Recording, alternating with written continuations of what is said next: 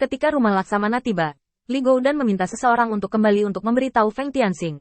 Dan pada saat yang sama dia tidak lupa mengirimkan pengingat suara. Tolong beritahu tuanku bahwa anak ini memiliki fluktuasi mental yang tidak normal. Jika tuannya tidak yakin, aku akan membunuhnya dan mengembalikan kepalanya. Setan juga cukup masuk akal, dan pura-pura tidak mendengar apapun, dan kembali melapor. Melihat sekeliling, Kazasetu merasa bahwa perjalanan itu mungkin stabil. Tanpa kekuatan lingkaran sihir Li Goudan, dia akan membunuh Feng Tianxing setelah dia merebut tubuhnya.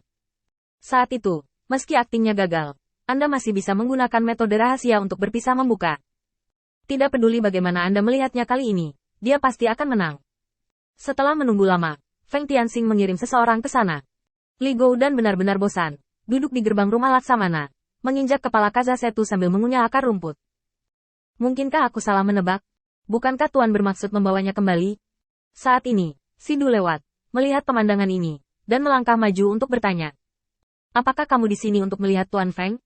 Aku melihatmu beberapa hari yang lalu. Li Goudan tiba-tiba mendapatkan kembali energinya dan bangkit dari tanah. Di mana tuannya? Bagaimana menghadapi orang ini? Apakah saya melakukan kesalahan?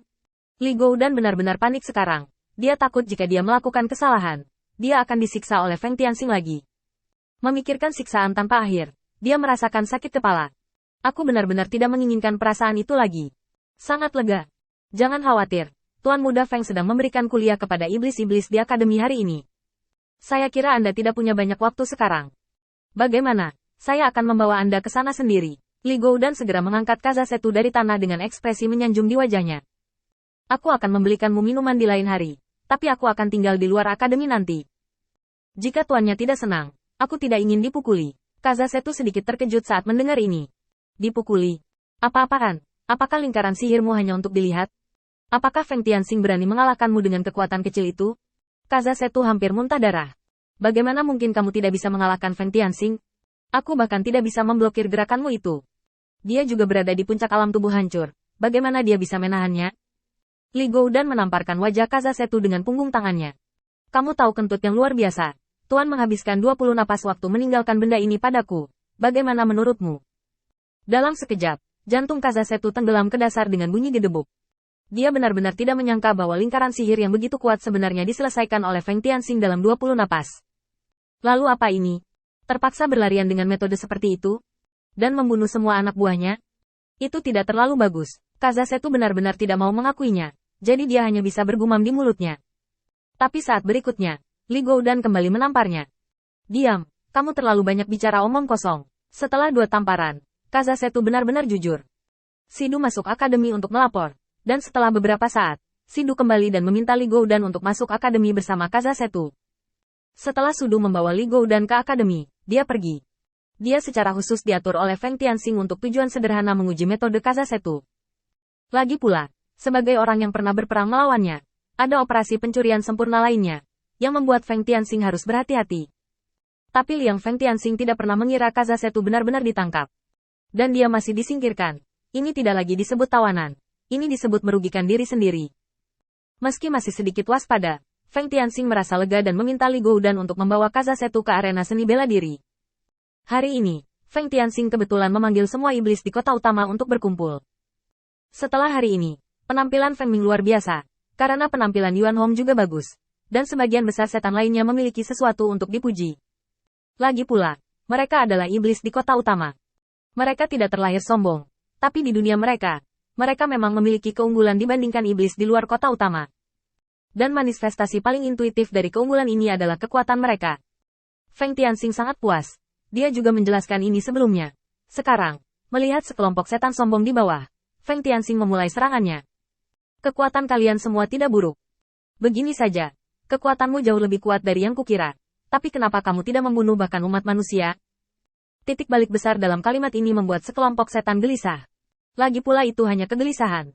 Mereka tidak dapat melakukan apapun, tidak dapat menyangkal apapun. Lagi pula, itu adalah fakta yang tak terbantahkan bahwa mereka tidak memenangkan Feng Ming. Faktanya ada di sini. Tidak peduli apa yang dikatakan Feng Tianxing, mereka tidak punya ruang untuk melawan. Feng Tianxing menambahkan, sebenarnya, aku masih memiliki harapan besar untukmu. Lagi pula, kamu adalah iblis di kota utama. Aku tidak menyangka. Desahan ini langsung membuat iblis di bawah meniup rambut mereka. Melihat mereka semua tercekik dan tidak punya tempat untuk melampiaskan amarah mereka, Feng Tianxing tiba-tiba memanggil Feng Ming dan meletakkan tangannya di bahunya. Beritahu mereka berapa banyak waktu yang Anda habiskan untuk berkultivasi dalam sehari. Sebagai umat manusia, apa yang Anda lakukan ketika bakat Anda lebih rendah? Bagaimana Anda bersaing dengan mereka? Dan kemudian gunakan kepalan tangan Anda untuk memberitahu mereka. Apa perbedaan antara iblis di kota utama dan iblis di luar? Perbedaan. Sekelompok setan segera menajamkan telinga mereka, ingin mendapatkan rahasia seberapa kuat dia dari rencana latihan Feng Ming. Mungkin latihan siang dan malam, mungkin bakat umat manusia. Sayangnya, tidak juga. Feng Ming tersenyum santai. Di bawah bimbingan master, magang hanya berlatih selama 1 atau 2 jam sehari, dan menghabiskan sisa waktu berurusan dengan hal-hal sepele yang ditugaskan kepadaku oleh master.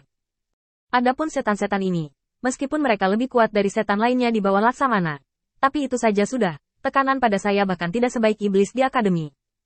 Dari sudut pandang magang, setan-setan ini tidak lebih dari sekelompok pemabuk dan karung beras. Alih-alih menghabiskan waktu untuk mereka, master harus mengabdikan pikirannya untuk iblis di akademi. Mereka bekerja keras dan memiliki bakat yang baik. Hal yang paling penting adalah, mereka dapat mendengarkan kata-kata tuannya. Penghinaan telanjang ini menyebabkan iblis di bawah meledak.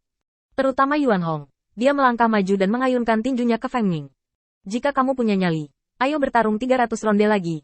Aku akan merobek mulutmu. Feng Ming mengerutkan bibirnya dengan jijik, dan memberi hormat pada Feng Tian. Tuan, pelatihan murid hari ini sudah cukup. Saya masih memiliki beberapa hal sepele untuk ditangani, jadi saya akan pergi dulu. Feng Tianxing tersenyum tipis, menyetujui tindakan Feng Ming. Yuan Hong melihat giginya gatal. Feng Tianxing, beri aku kesempatan lagi. Aku pasti bisa membunuhnya. Feng Tianxing menguap dengan bosan. Bunuh dia. Apakah aku mengandalkanmu untuk melawan musuh asing?